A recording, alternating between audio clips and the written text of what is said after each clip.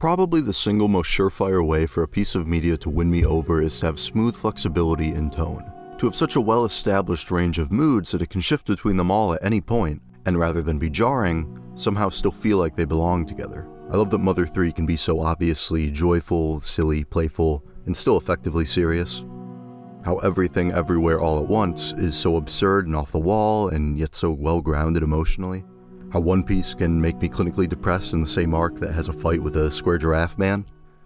Even on a smaller scale, the single scenes or moments that emotionally affect me the most are the ones that well contrast or even blend dark and light in a way, fitting together terror and joy, cruelty and kindness, intense happiness and crushing loss. But of course, all these examples are from long visual mediums, comics, games, TV shows, film, which have much more space to fit in that range because they can last anywhere from an hour or so to, yeah. So I then looked to see if there were many examples of this type of tonal flexibility within the smaller, non-visual medium of music that in hindsight probably endeared themselves to me in the same way. And there are a few arguable examples, but no single artist stood out as having absolutely nailed that concept in a fully unique way as much as Regina Spektor, specifically on her album Soviet Kitsch. So for a quick recap on her, Regina Spektor is first and foremost a pianist. She studied music both in Russia, where she was born, and America, with a focus on classical music. Towards the end of her studies, the range of genres she had interest in expanded greatly, and she was soon performing as a singer-songwriter in the anti-folk scene in the early 2000s, self-publishing and selling her first 2 albums, and gaining some traction when being brought on to open for the Strokes' Room on Fire tour, and then a Kings of Leon tour. Soon after that, she was signed to Sire Records and was gearing up to release her major label debut, Soviet Kitsch. Alright, so that's that. As for what her actual sound is, the core is almost always Regina and a piano. It's what she trained with, and it's still her main instrument. And I'm not sure if this is purposeful or not, but a thing some artists do is put yourself in a box, place limitations on yourself to essentially force yourself to be more creative with how you utilize the space you do have. And that effect can be felt here in how Regina manages her generally stripped down sound. There are strings once in a while, guitar and drums on a few tracks, but notable additions like that are rare in her early albums. She'll try as hard as she can to let the piano be the piano, but also essentially act as the strings, woodwind, percussion, etc. If that can't be done, then she may still try to keep it down to just what she herself can play at a time. There's legitimately the second song on the album, Poor Little Rich Boy, where she's doing the usual piano and singing, but in addition to that, decided to manage percussion by banging a drumstick on a piano bench with her right hand, and with an actually pretty tricky rhythm too.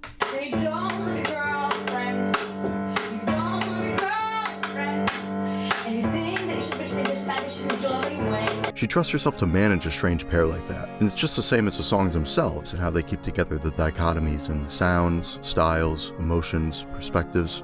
Though before going further into how Regina's songs do that, I'd like to set up the most common way we see other musicians clash moods, especially when you're looking at them clashing not within a whole album, but just within a single song. In those cases, what's often the method is to have upbeat music and catchy melodies, but with it, dark and/or depressing lyrics. Pumped Up Kicks by Foster the People, Hey Ya by Outkast, Semi-Charmed Life by Third Eye Blind, the sort of stuff people gladly sing along to repeatedly, but then inevitably some kid in class will come up and say hey, that song's really fucked up, right? Hey Ya's about self-doubts in a relationship, Semi-Charmed Life is about a meth addiction, and Pumped Up Kicks about a shooting. Maybe knowing that then recontextualizes the song for you, or maybe doesn't change how you experience it at all. But regardless, it's a neat trick that can be used effectively to add layers to the song, especially in the case of Hey Ya, where presenting a false optimistic front is exactly what the lyrics touch on. Still though, that tactic doesn't go as far as you could in terms of blending those moods. They have both happy and sad aspects successfully put in a single song. The line dividing them remains clear. One lies in the lyrics, and the other in the instrumentals. So it's more of a pairing than it is a blending. For most acts, something like that is the only tactic we see, if any at all. But for Regina Spektor, it's just one of the many tools at her disposal. For example, to start with that, look at Soviet Kitsch's penultimate track, Chemo Limo. In a different way, she has those contrasting moods represented but clearly divided. It begins with echoing piano notes as Regina paints a clearly somber picture of a mother being diagnosed with cancer, dreading the possibility of her kids having to live without her, and worrying about the absurd prices of chemotherapy. It's moving and effective, but I wouldn't be surprised if for some it bordered on heavy-handed or melodramatic. That is, if this is all there was to the song. After stewing in that depression for 2 verses, building up that worry about spending all the money she doesn't have on something that may not even save her life in the end, it suddenly switches. No thank you, no thank you, no thank you, no thank you, and I'm about to pay for this shit. Piano notes aren't gentle anymore. They're higher-pitched, harsh staccato sounds. Regina's vocals are 10 times faster than they were earlier, and the lyrics took a heel turn and became a complete screw you to the healthcare system. I can afford chemo, look, I can afford a limo, and on any given day I'd rather ride a limousine. The entire idea of the song is flipped on its head. Rather than having the separate moods be divided by lyrics and music, she had them each residing in its own section within the song, which she can turn on a dime and switch between without even blinking. The record has a few songs that feature a moment of quick tempo and mood shifts like On the Flowers or The Opposite Change on Your Honor, but Chemo Limo is entirely based around that idea, so the shifts occur in every aspect of the song. She bounces between extremes without hesitation, and after toying with those different sides for a while, she does start to chip away at the line dividing them. A line from the more upbeat section that talks about going out in style leads into the somber piano lines, as she also adds in these playful noises that are sort of like the sound you make when you shoot finger guns, I guess. And that one part of the song, where the line between happiness and sadness isn't as concrete, represents the characteristics of Regina Spektor's sound that I appreciate the most. They're both more commonly used on this record overall, but also more unique within music as a whole. Firstly, look at that section lyrically. What's paired with the sad piano is the aforementioned idea of going out in style, which, despite implying an end of some sort, comes with an optimistic, self-controlled, almost joyous mood. And if you look at Regina's lyrical imagery on a lot of the songs on Soviet Kitsch, she's generally able to insert some sort of humor or smirk like that into a song regardless of how depressing the music is, acting as a slight inverse to the happy music, sad lyric style mentioned earlier. Like, in The Ghost of Corporate Future, she displays this childlike frankness with the line, And everyone who sees him says ew. Everyone who sees him says ew. where there's the opener to the album, Ode to Divorce, a song that starts so lonely you can hear a heartbeat. You can hear the creaks of her foot pushing down on the piano pedal, where she goes on to illustrate the difficulties of separation and watching someone move on from you, but does so via a metaphor where during it all, she's being taken apart, eaten, and swallowed by her former partner. I'm inside your mouth now, behind your tonsils, peeking over your molars. You talking to her now? That image of poking your head up just over the molars to look outside through the mouth, it's kind of whimsical. Like, she goes so far with the metaphor that because she's inside the mouth, she even points out that the person then ate something minty after her. And yet still, looking outside that mouth from that perspective, what you see out there is effectively devastating. Or if she's not spouting lyrics that don't easily match with the music, then she often uses lines that instead you wouldn't think fit with Regina herself. Like later in the same song, she repeatedly says, "Won't you help a brother out?" Which is already kind of funny because it's more casual and conversational than the rest of the song, but also it's a clearly masculine phrase, so it's fun when the words are coming out of a small, cute woman like her. And part of phrases like that being used is just that Regina largely writes songs from the perspectives of characters or other people. She stated herself that musicians only writing about themselves seems really boring to her. So her voicing those perspectives within a song of course doesn't mean she can only speak in ways she herself would, but at the same time I think she certainly enjoys presenting a dichotomy between the lyrics and some aspect of how they're delivered. That's a square giraffe. Regina's vocal delivery in general is something she manages to inject some sort of quaint charm into regardless of what the news being explained is. It adds light to darkness, or even interest and nuance to the simplest of lines. Like, to go back to that section from Chemo Limo, she's just repeating the word style over and over again. Through several songs on Soviet Kitsch, she has that type of repetition, and she'll pull that off by either intentionally pronouncing it strangely from the start, or rarely saying it in the same way twice. The third song on the record, Carbon Monoxide, a track touching on generational differences and suicide, displays both of those examples. First, there's a spot where the written line is walk, walk, walk, walk. But the way Regina says it is like... Waka, waka, waka, waka, waka. Then there's a section where she repeats the line, "Come on, Daddy," many times over. And here's the range of ways she sings it. Come on, Daddy. Come on, Daddy. Come on.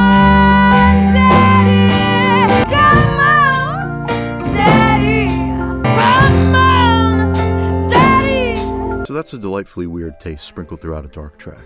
Her voice and charisma is notable enough that these points become the standout when they appear, and temporarily pull you away from the general downer mood of the song's true meaning. But still, she understands that those two ends are connected. So a third trick that she pulls in terms of how she uses her words is to pair together two words that sound very similar but come from opposite ends. Like even the song title, Chemo Limo, it's such a fun, almost rhyme while also representing the two vastly different options of the character within the song. She loves to play around with words that nearly but don't quite fit together like that. In Carbon Monoxide, she does so by repeating the word dead countless times, and it makes a word go from sounding like dead to instead sounding like dad or daddy, obviously much more affectionate terms that are said in the same song.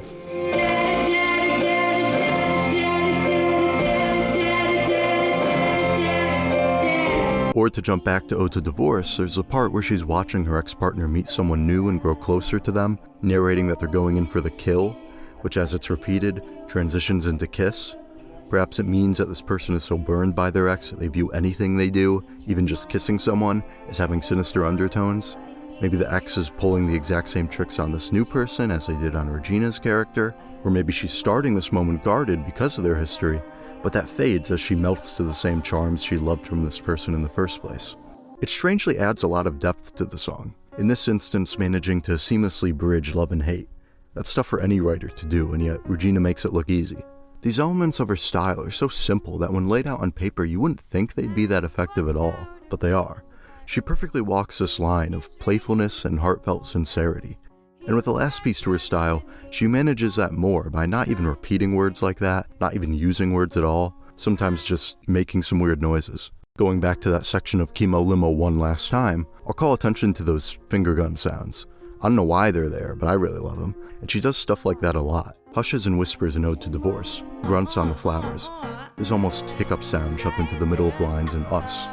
Blah blah blah garble in your honor. All these little endearing vocal flourishes that are never overused to the point of hindering the song, and instead accomplish making the section they appear in feel fresh, adding more personality, giving it a more human feel to fit with its simple, unpolished production, and acts as that last piece cutting through the inherent sadness of her songs. They're little quirks, upfront flaws, and some I view as kinda like tiny distractions. How when emotions are starting to overwhelm you, you might fiddle with something in your hands in any attempt to keep your mind off it. All these aspects to her songs create this strongly human feel, since in reality you so rarely are only feeling one singular emotion. We're a lot more complicated than that. We often have direct contradictions within ourselves, but that's just because every mood is a lot more closely connected than we think. When you're tearing up, you can be weirdly susceptible to laughter. Experiencing a period of great joy could easily transition into a depressive aftermath. And Regina manages to capture that. The quirks she uses to do so are so well built into the DNA of her music that even the absence of it can be utilized to strong effect, as is the case with the album's final song. Like, a ton of albums end on the downer, right? The big ballad, the intimate acoustic song, something like that, while the rest of the record is higher energy. But compared to cases like that, where there's a larger tonal change right at the end, the absence of any piece of that lighter energy is felt more when it visibly coexisted with the somber layers earlier. In other cases, it's just like moving to a different setting. In the first place there was light, and in the next place there wasn't. But on Soviet Kitsch's final track, Some Days, it's more like the dark was always there and just finally snuffed out the light. It begins with the lines, Some days aren't yours at all. They come and go as if they're someone else's days. They come and leave. Which takes such a commonly expressed idea of, well, I guess it's just not my day today, and twists it into something sadder that cuts deeper and remains universal because, obviously it's true. But phrasing it like that, saying that in addition to it not being yours, it's someone else's day, someone else is experiencing the joy you don't have, that hits harder, I think. A softly devastating opening section, and the song never bounces back from it. There's no drastic instrumental shift, no vaguely funny metaphor. It just slowly slides deeper into depression. And what makes it harsher is that there is one point where the song tries to lift itself up. Some light strings come in, preparing to soar as they did on Us, while Regina makes a sort of sound, like all those other childlike, playful noises she messed around with before. But here, it's also half-hearted, and it dies down within seconds. And that's the saddest part of the song, I think. It's so true to what it's like trying to cheer yourself up, doing things that you usually take joy in, but it's just that in that moment, it's no use. Can't think of another time it's been so well represented in music, and it acts as a hard-hitting finale to the record. And it's colder than yours. Nobody turns less into more quite the way Regina Spektor does on this album. None of her albums are bad per se, and I do like Far a lot in particular, but Soviet Kitsch is the one that captured all of her strengths at just the right moment. A playful metaphor painting the picture of a somber, relatable experience. Lighthearted vocal quirks mixed into a convincing, touching voice that are paired with patient, mellow piano lines, which in itself can also smoothly rise and fall in mood. Such wide terrain she's able to traverse so quickly and effortlessly, with a sound that's depressing but enjoyable to sing along to, touching but funny, beautiful but unpredictable, and really weird, all at once, while still keeping the beating heart it began with.